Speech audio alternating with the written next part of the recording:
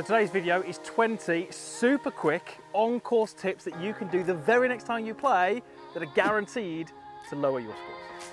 So here's a driving tip that you can take straight to the course, and I've seen loads of golfers have just great success doing this on the golf course. It's going to help if you're someone with a downward attack angle, lots of you out there, or an out to win club path, or both. To Mo Norman drill, you might have seen me do this before. You take a normal setup and address the ball, and then whilst keeping the club head on the ground, you use your shoulders, rotate so the golf club is kind of in line with that back foot. And you actually start your golf swing from here. It's great to sort of move the low point further back. That's going to help. And it's great to sort of get you to think or visualize a little bit more about moving the club head more out to the right of your target along with that upward club path. It's going to really change your ball flow. It's going to stop you hitting that kind of down and out to in, giving you those weak slices. So normal setup, rotate through to here, and then go. Oh, not having that one back. So a really quick, well, two really quick tips to help with your ball striking when you're on the course, especially with those irons. I'm going to place a tee around about the width of a club head in front of the golf ball. I'm going to pop it in there super low. So when you're on the course, you certainly don't want too many swing thoughts, but this can really help. When you set up, I want you to make sure that you've got slightly more weight on your lead side. You can do that with your knees and your hips. So I'm just going to bump those forward a little bit. I feel 55% here, obviously leaving 45% there. That's tip number one.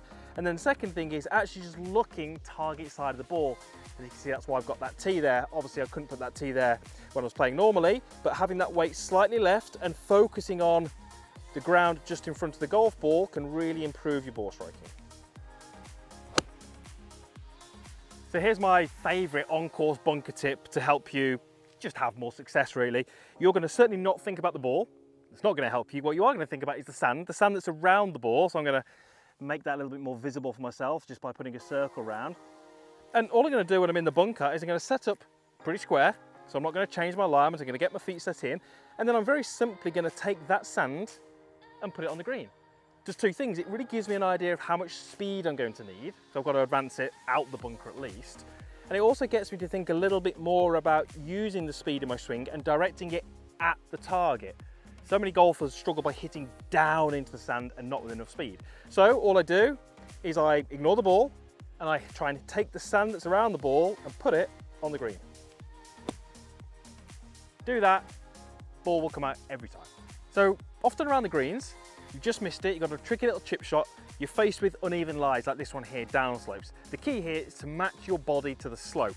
So what that means is I'm going to take a slightly wider stance than normal, and I've got to get myself matched with the slope. So the slope is, let's say something like that, but you now see my knees, my hips, my shoulders are parallel to that, and my upper body angle should be about 90 degrees to the slope. That means I've got most of my weight on my lead side, but that's fine. And it means that the golf club can actually move down the slope. So match your body to the slope when you're around the greens is going to help hit those shots. So let's see if we can go ahead and do this. Matching the slope, this is a tricky one, and even though I've got 60, it's going to come out much, much lower because I'm matching the slope.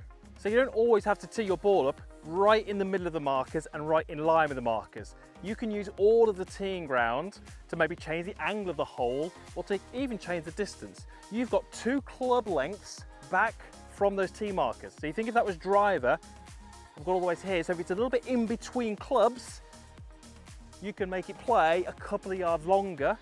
Might help you just with your club selection. And also remember, it's only the ball that needs to be within that teeing ground. I could absolutely, if I wanted, go over here. I'm stood outside the teeing ground, but my ball is inside. That's absolutely within the rules. Really helpful on dog legs or holes where the flag or the green sits at a slight angle. It can really change how you see the shot. So think about the teeing ground. How far back are you and where are you on the right or the left? This one here, this par 3, the flag's a little bit more on the right. I'm actually going for the middle of the green. So to straighten out the hole a little bit, I'm going to go more over here. And I'm going to go a pace back from the tee markers because I've got a 6 iron and it helps me be a little bit more committed to the shot. So make the most of the teeing ground, use all of it. Don't just go straight in line and right in the middle.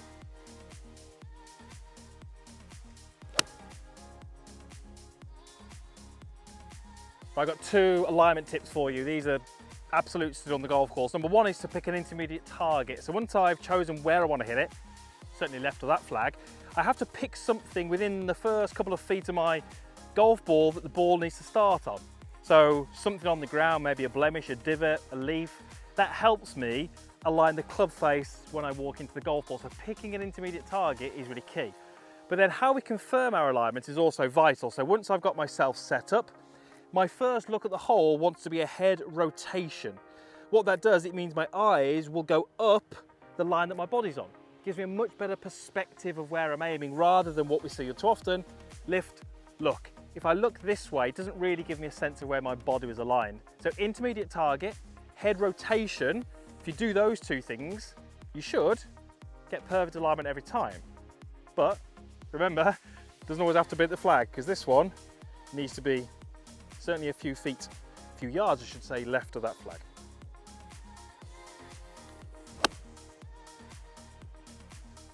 And if I clubbed it right, should be all right. So if you are at the stage where you want to be curving your shots, left to right and right to left, ball position can help that. If I was to set up here, I've got my 8 iron, where my club head is where my normal ball position would be. But moving the ball forward can help me fade it, moving the ball back can help me draw it, so we can use that to our advantage. That changes path, so that's where the club is traveling at impact. We still need to manage the face, but if I want to fade the ball, I'm going to nudge it forward in my stance, and as long as I react to that ball position, that will change how I deliver the club. That one's fading into that green. And then if I want to draw the golf ball, very simply we do the opposite. We move the ball a little bit further back in the stance. That means that we move our path more out to the right, and that's more conducive to a right to left ball flight. Little low, but pretty good.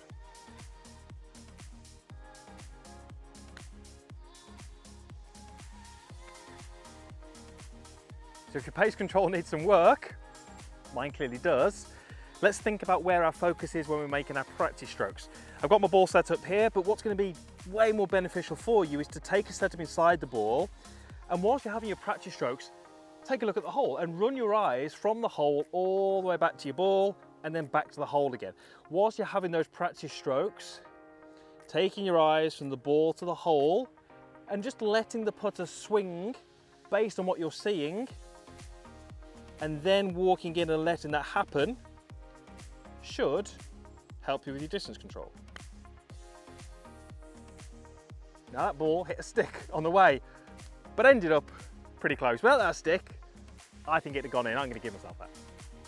So when teeing off, especially with the driver, you can use tee height to give you different flights and different results. You can see I've got 2 golf balls, one teed pretty low, one teed what I'd class as my kind of normal tee height. And when I tee the ball at different heights, it encourages me to do different things in my swing and I get different results. Now you're going to have to figure out what that is in practice, but go to the range, tee some low, tee some high, and see what happens to the ball flight. For me, this lower tee tends to give me a more left to right ball flight. So I'm going to aim more at the left-hand side of the hole and let that tee influence my swing. And then a normal tee height gives me my kind of standard shot, which for me is a little bit of a right to left draw. So if the hole requires it, I'm going to use this tee height, but if I need a fade, I can just simply peg it down and slide it. That one is definitely the one for this hole. So for your short shots around the green, like I've got here, I want you to think about where your focus is. The best players will glance at the ball, but stare at the target. They're absorbing everything about the shot. They're seeing the flight, they're seeing the roll, they're looking where the flag is, they're absorbing the shot. Unfortunately, many amateurs will stare at the golf ball and glance at the target. It's not really going to help you take in the shot, and it's not going to be great for touch and feel. So when you're playing your short game shots, the ball's not going to move. You don't have to stare at it, just glance at the ball, but put all of your attention and your focus on the actual shot, trying to visualize the outcome that you're hopefully going to get. Right, so this tip sounds easy. It's actually quite difficult, especially over 18 holes. The shot I've got here is 112 yards, that flag. So relatively short shot. I've got 52-degree club. Now it's easy when you've got a wedge, a short iron, to start to get quite aggressive and go for those flags, but you can see that there's a lot of trouble. It's on the right-hand side, there's water. So being too aggressive easy to rack up doubles or triples. So even when you've got your short irons, let's play away from flags into the center of the green. So the tip, always play away from the flags.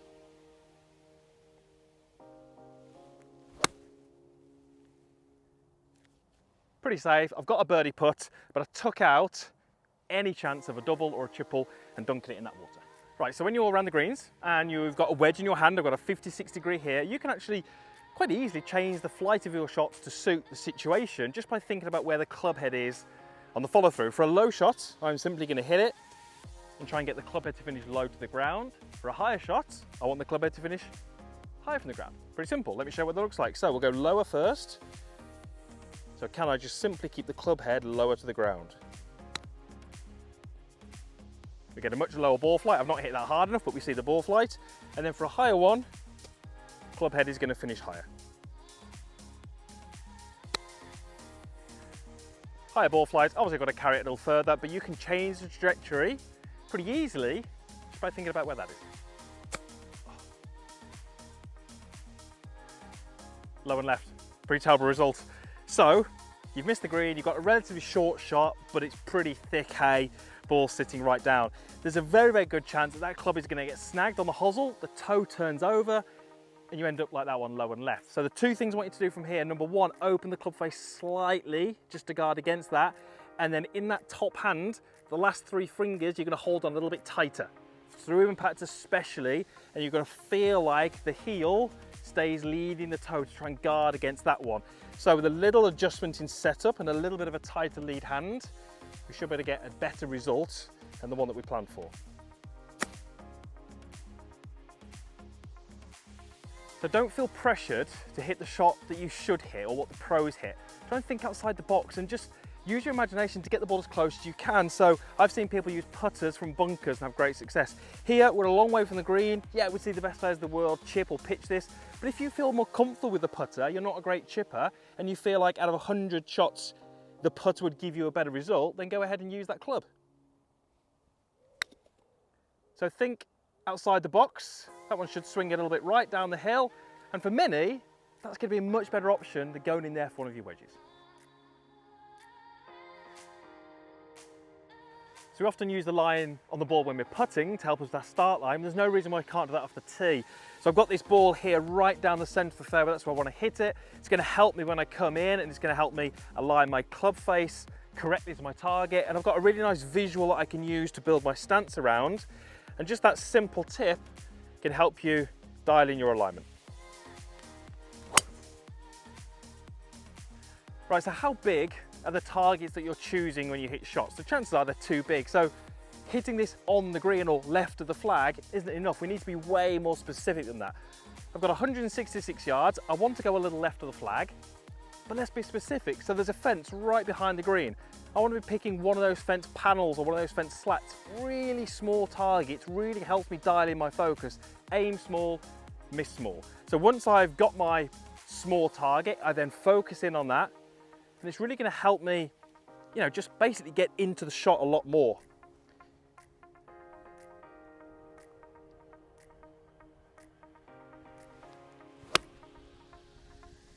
And I've actually pushed that a little right, but it might be really close.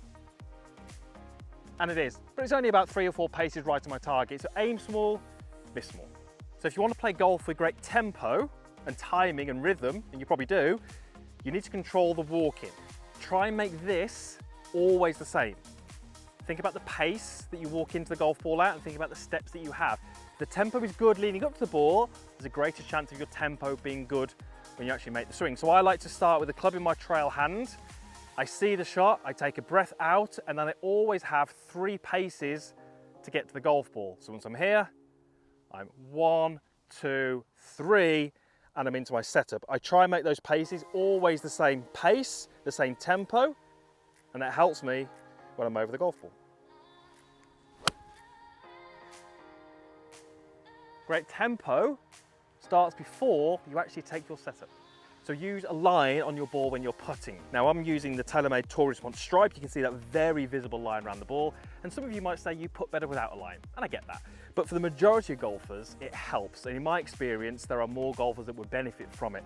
So what we do is read the putt. This one is extremely off the right-hand side, a lot of break. Then all I do is I place that line exactly where I want the ball to start. It then becomes very, very easy for me to align my putter using that visible line on the ball, and then build my stance around it. And the second thing is, once I hit my putt, if I can see that line rolling over and over and over, I know that I hit a perfect putt. If it doesn't go in, it's down to pace or read. So let's have a go and see what result we get. So there's that line rolling over and over and over. Oh, a little short on pace, but I know I hit a good putt. So use a line, I think it's going to help you. So let's use technology to your advantage. Some of you will have rangefinders, some of you will have GPS watches. I use the ones here from Golf Buddy, and I actually use them both together. I think it's a really powerful combination. The watch tells me I've got 181 to the middle. When I actually laser the flag, I've got 173. So if the flag's at 173 and the middle's at 181, I know the flag is towards the front of the green. Now I've got all that information, I can make my choice on club. Where do I want to be? Now I know this green really narrows at the front. So hitting it at the flag at 173, that's the smallest part of the green. So I'm actually going to go with the 181 number, knowing that's middle of the green, knowing that's slightly past the flag.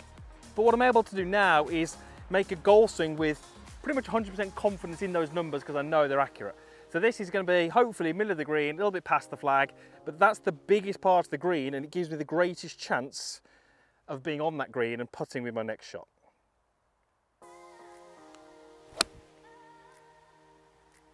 So when you're on the golf course, let's think outside of this box. Swing thoughts are great for the range. You might be having some lessons, but the worst thing you can do is only think about what happens inside this box. So all too often I see golfers on the course, they'll set up to the golf ball and they'll be thinking about that new takeaway that the coach has been working on with them, where their club shaft is on the way down. Are they getting their weight to their lead side? Are their hands forward? Are they rotating the hips? Are they keeping their head down? All of their focus is in here. Golf isn't played in here. Golf is played out there. So let's have your focus on what you're actually trying to do, not this little box that's around the ball. So let's get rid of that. And if I've got any swing thoughts or I'm doing any swing work, let's think about those in your practice swings, feel-based. So for me, I might be feeling like I picked the club up a little bit steeper in the takeaway. That might be my feel.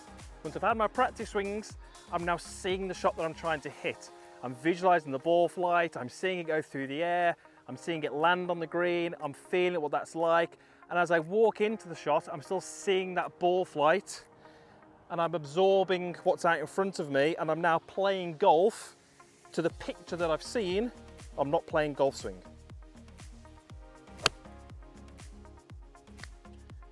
And as a bonus, number 21, always walk your putts in. It just looks way more impressive when you walk them in from long range.